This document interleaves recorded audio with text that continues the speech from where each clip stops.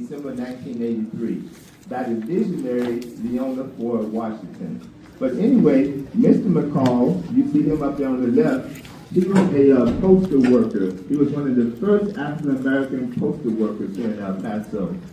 His wife, Odalie McCall, she was one of the first African-American principals at the historic Frederick Douglass School. Okay, so that's their legacy here. When you see the room with the door open there, the Frederick Douglass School of History, that's just a little replica that we put together just to show you some highlights of Douglass School. Douglass School opened in March of 1883. 1883. So we got a lot of historical pictures in there, photographs and class pictures. We got a little replica of a desk and things like that. This room right here, right to my right, I think the door is open. Yes. This is called the Juliet McLean Hart Education Center. Juliet Hart, let me just tell you who she was real quick. She was on the inaugural board of directors of the McCall Neighborhood Center. She was on the first board of directors at the McCall Neighborhood Center along with Leona Ford Washington. That's what she was, okay? This going through here really quickly. Over here to my right, you see these folks over here? These are a lot of firsts. Like this young lady that just came in the room, her name is Davina. She's on this wall up here because you know why? I told you this is a lot of firsts on this wall. She's the first African-American lieutenant of the El Paso Fire Department. Yeah. And this is the combination of what they mean by first. So we come through here. We got a lot of firsts over here. We got the people that was in the police department and stuff like that.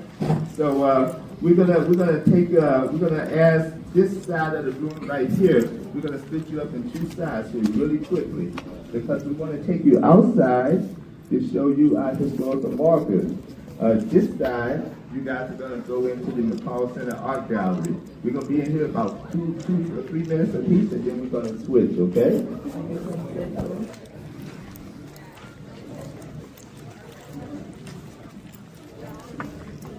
Okay, who are registered here. First one is Dr. Nixon. How many people know about Dr. Nixon? It's only 2, 3, okay, 4, maybe 4, all right? Dr. Nixon came here in the early 1920s. He's a physician, one of the few black physicians in El Paso at that particular time. He, in partnership with NAACP, which was established in 1914, the first one in the state of Texas, partnered to petition, file, or protest the right to vote. He paid his poll tax. Then he went to fire station number 5, which I am going to be your tour guide, so I'll walk you through all of this. And he went up to the gentleman and said, "I'm here to vote." That gentleman was a friend of his, but he still told him, "You cannot vote." So he went to court. He took them to court, not once, not twice, but 3 times. He won each time. Interesting point, though, when you take your tails to Washington, D.C. and go to the National Archives, African American Museum, it was not listed. Nope. We caught it. So right now, they're in the process of changing that exhibit to incorporate Dr. Nixon's and NAACP's effort and what we here in El Paso did for the right to vote. Yeah. The next historical marker, if you just go down just slightly, is Lieutenant Henry Flipper. A graduate of West Point. Once he came on active duty,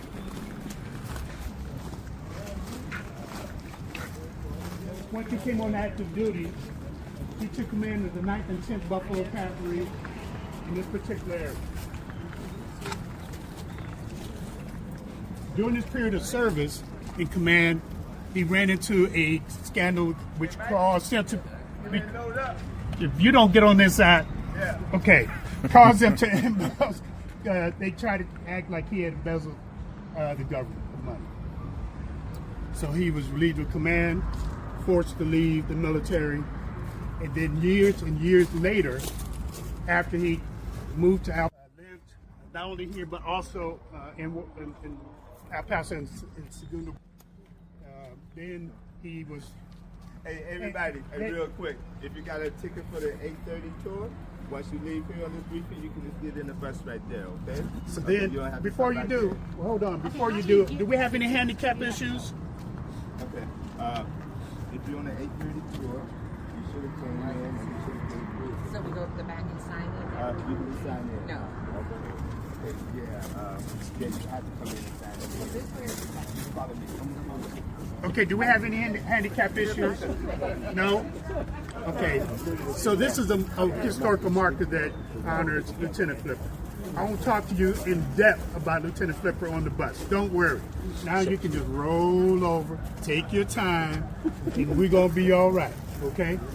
Trust me. Going in for the bus, whatever one you want.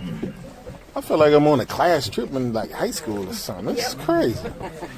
It's like, oh shoot, I'm getting nostalgia. What the heck going on with that?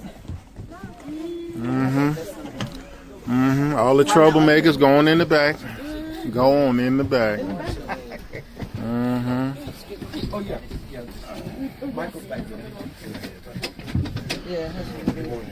Yeah. And thank you for your service, sir. Yes, sir. Who?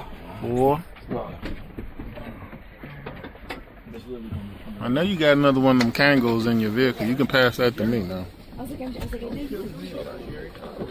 Zip.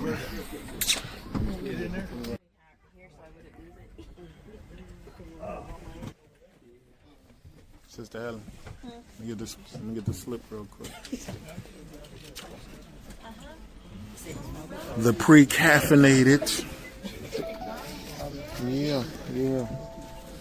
Can you take a picture of us real quick? You put all your stuff on the number on the card too? Oh, I got the Sanction as the Paso Black Wallstreet, which you'll drive by and participate in when you go through there. Hold on, I get it. Okay. And we're going to take you through this long tour, or not this long tour, this tour of when I wrote the document. Okay, so the tour that you're reading, and I hope everyone have their tour guide with them because you need to read it. I already I'm read it. Point you out to the sites. already ready. Okay, you don't have it? Yeah, I already got that. Yeah, that's how we found out about You have it some more? last year. Good. Those who follow, can you handle that for us? Thank you. Because I saw quite a few sitting in their seats that were placed in the seats, and everyone should need to take the tour guide with them. Yeah. And there's a reason why I want y'all to have the tour guide with you. When I first wrote this first bus tour we had, I wrote scripts for the tour guides so that they could understand where we were coming from based on research and based on my personal relationship with this whole entire area. I want the tour guide to make it feel comfortable. And also, I didn't want someone to mess up. Because, there's some people here that have lived here. And I remember the first time I was through here, there was a certain lady that's on the bus right now told me that I didn't pronounce the church properly. So, get it right. Okay, so I don't want tour guides messing it up, all right? Now, the second time, we improved on that script. Third time, we actually had this tour guide brochure published. Yeah. As a result of it.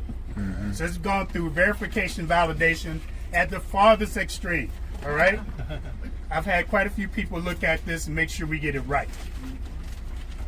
But this rendition, what you're going to hear today is not just, you could read all of the good information.